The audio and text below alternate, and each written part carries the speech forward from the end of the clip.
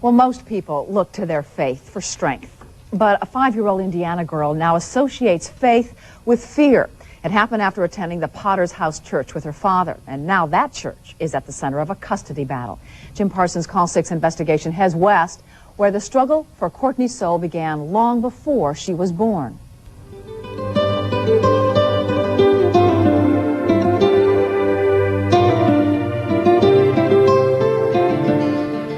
Arizona, the Grand Canyon State, home of the Red Rock at Sedona, the saguaro cactus in Tucson, and the Potter's House in Prescott.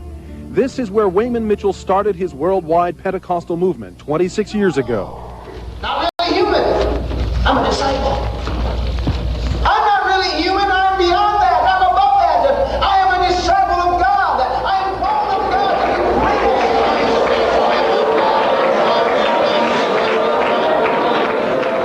What does the Prescott Church have to do with the Potter's House in Indianapolis? Plenty. Pastor Dan Mazan was sent from Arizona to establish an Indiana church and admits he sends collection money back west. We go by the Bible. We believe in tithing, yes. Do you tithe back to your mother church in Westlaw? Sure we do. Okay. Do you tithe also to Prescott? Yes. Okay. Well, we split it up. In fact, all 800 Potter's houses around the world send money back to Prescott and founder Wayman Mitchell. It's a pyramid scheme, and at the top of the pyramid is Wayman Mitchell. He is absolutely in charge, and he is accountable to no one.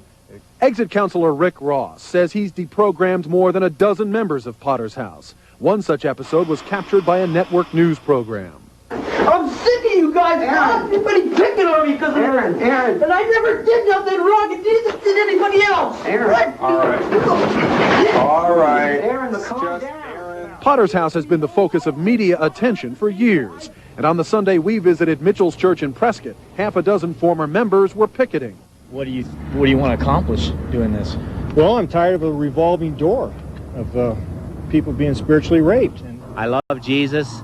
I don't like what they're doing, and that's why I'm out here. They accuse church leaders of controlling members' minds so they can control their lives. No television. You're not to go to movies. You're not to see this or do that or talk to this person. That the control goes far beyond the church. And that control, they say, includes the splitting of families. And telling people to divorce their husbands, divorce their wives. So I didn't want to be a part of that, so I left after 2 years. I have no comment. No comment? As Potter's House members left Sunday service, we tried to ask them about the allegations against their church. Only one was given the okay to talk with us. I don't know what their point or their agenda is, but... Well, they say that this church is almost a cult. Well, I'll have to disagree with it. I've been coming here for about 20 years, and I've never felt cultish at all. Can I ask you a question, sir? Potter's House founder Wayman Mitchell avoided our questions, but in his last television interview 8 years ago, he denied that he's a cult leader. These people are free to associate with whoever they want to associate with. We do not control these people's lives. You ask any of these people, that's a lie. But in Indiana, there is a 5-year-old girl with a different view of Potter's House. Would you ever go back there again? Why not? Because it's a bad church. And little Courtney is in the midst of a legal battle involving that church and her father's visitation rights. Those rights were cut off because she was diagnosed with post-traumatic stress syndrome after the local pastor dressed up as the devil and made children put their hands in a bucket of blood. Tomorrow, a Marion County judge is handed the struggle for Courtney's soul and some incredible stories from a former Potter's House pastor about what happens to members who try to leave the church.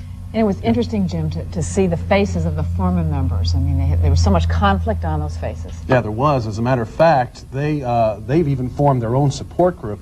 And now, because they're being sued by Potter's House, because Potter's House doesn't want them on their property for Sunday services while they're picketing, they've gotten an injunction against the protesters, and now they've even formed their own defense fund. Do you know, is it a regular thing to picket in front of this church, or did they know you guys were going to be there? And, well, they say they picket very often. As a matter of fact, they usually picket the Flagstaff Church. They had heard that we were going to be in Prescott that day, so that instead of doing the Flagstaff Church that day, they decided to come down to the Prescott Church. But they do picket so regularly, as a matter of fact, that they've gotten a court injunction against them from doing that at the Flagstaff Church. Very vocal. Mm-hmm. Yes.